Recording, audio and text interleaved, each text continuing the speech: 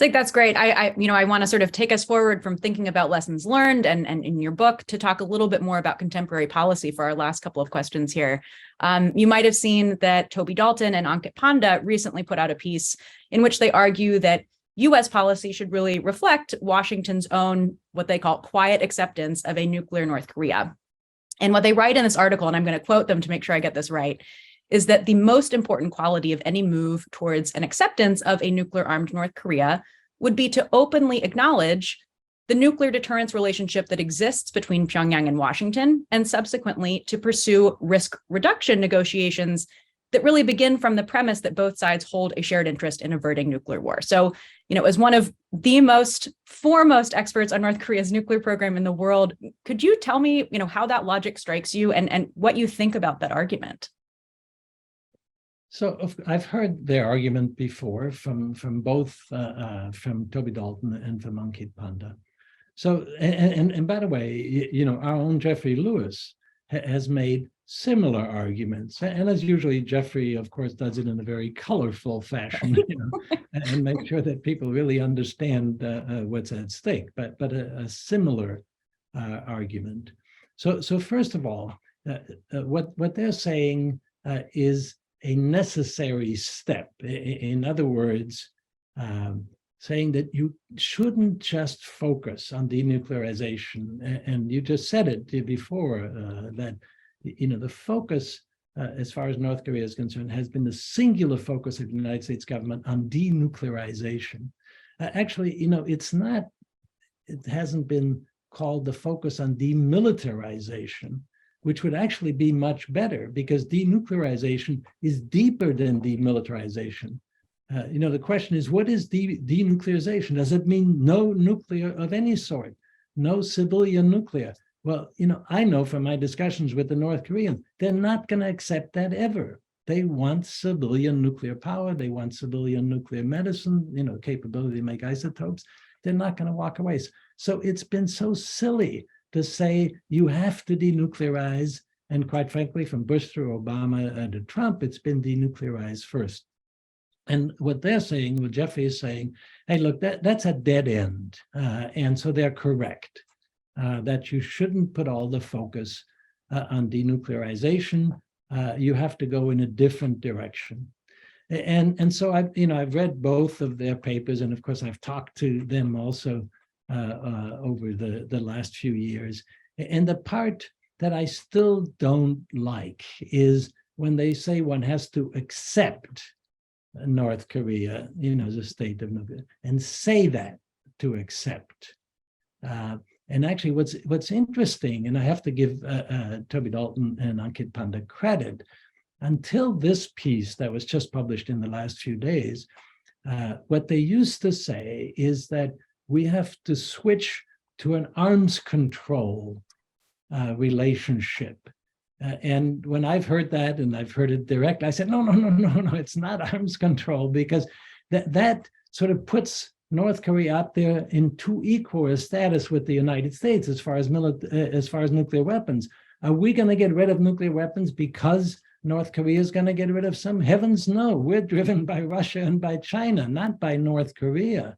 And so they made an equality there that just doesn't work, in my opinion. So this time they fixed that. Okay, what they said is we have to move towards a nuclear risk reduction, and that's the right answer. Move to a nuclear risk reduction.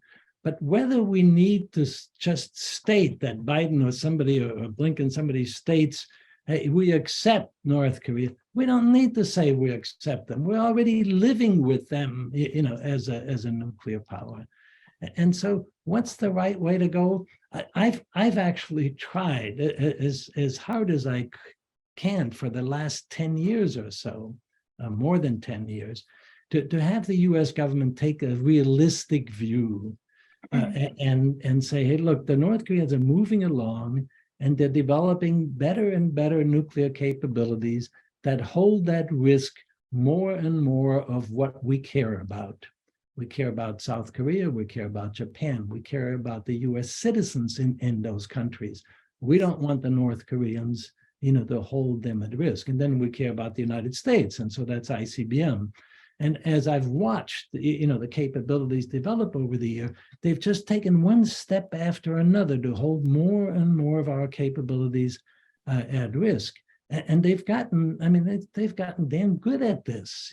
From a standpoint of their missile capabilities, we still only know a little bit exactly how good their warheads are, but my sort of bottom line is they can hold all of South Korea and most of Japan at risk with a nuclear warhead.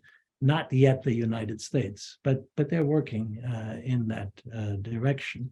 And so when I came back from my last trip, which turned out to be in 2010, so I took a trip every year, 2004 to 2010. When I came back, my last trip, I was asked by Secretary Hillary Clinton, Secretary of State, to come and talk to her. And so I gave her a report of exactly what I thought North Korea had done. And that's when they showed Bob Carlin and me the centrifuges. It was just mind-boggling because I knew they had some centrifuges. They had gotten some from Yukon, but to see 2,000 shiny centrifuges, in the centrifuge hall was just, my mouth must have dropped like that. So I came back, and I essentially said to Secretary Clinton, look, they want us to know that they have the second path to the bomb, which they had denied for years and years. So they have the plutonium path to the bomb. The plutonium, we have a very good sense of how much plutonium they could have made over the years, because you make it in reactors, you can tell, Jeffrey Lewis can tell, whether the reactors are operating or not. And of course, intel agencies can tell. And then they've showed me enough of their reprocessing facilities. We talked about plutonium metallurgy. And so we know enough to say, hey, look, they have somewhere less than 50 kilograms of plutonium at that time. It was less than 30 or so. But now with the uranium enrichment, you can't see where the centrifuges are. You don't know where they're operating. The only reason we know for sure is they showed them to us because they wanted us to know. And what they were getting across to us is to say, you'll never know how much we have. And again, in my discussions with them, I knew that to put those centrifuges in this building that I visited, the so-called Building 4 in Yongbyon, which they had done only in the last 18 months, because 2 years prior, I visited that building and it housed different equipment altogether. They gutted the whole thing. They constructed all of that. Our intel agencies didn't know that that's what they did until they showed me. Now that the message they were getting across, and you'll never know how many bombs we have. And so that's where we stand now. So I came back, I briefed Secretary Clinton, and it was great brief. She was very interactive, very interested. And then at the end, I sort of took a step in the direction that you're asking from Toby Dalton, Namkit Panda, from Jeffrey Lewis. And I said, hey, look, what we have to do now is to make sure it doesn't get worse. And so I developed this concept that I called the 3 no's. So we know they have plutonium, we know they have enriched uranium, they're firing missiles all over. So the 3 no's, let's focus with the North Koreans on no more bombs. So that means no more plutonium, try to figure out what happens in the uranium world. No better bombs, that means no testing. Focus on that. And then no export, because at that point we were still very much concerned as to what they might be doing with Iran. We knew that they had built a plutonium production reactor for the Syrians that the Israelis destroyed. And so we said, no export. So I tried to convince, the Obama administration, focus on those things. Then after Hanoi, just before Hanoi, my colleague Elliot Serban and Bob Carlin and I developed a set of color charts. And we laid out the whole program, the development of that program. And at the end, we said, what we have to do now is, again, let's make sure it doesn't get worse. So take those steps. And we actually laid out the steps that could be taken. And we said, let's take an approach. And so instead of saying accepting them as a nuclear power, we know they've got nuclear weapons, but we said, let's do something to halt, then roll back, and eventually eliminate. And the key is to get the North Koreans involved.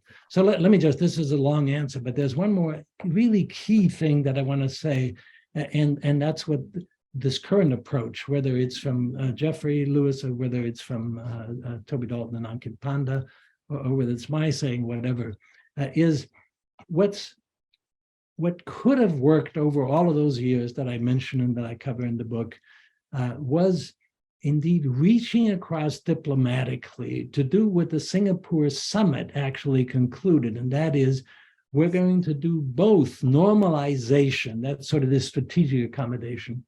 That's what North Korea wants. And we're going to do denuclearization, although I called it, let's say, demilitarization. So we're going to do those two things. That's what's really important. And we had a chance all the way up to Hanoi because the North Koreans were hoping for this normalization part. They were still on the road to saying strategic accommodation with the United States may be a better bet than us, being in with China and with Russia. China, they've always felt that China has this heavy hand. They're going to be the little kid, the China's, big country. And the problem that I can see now as I look back, and I would essentially sort of, if there was a turning point, it may have been the Xi-Putin summit on February 4th, where they laid out that Russia and China are going to have a partnership with no limits.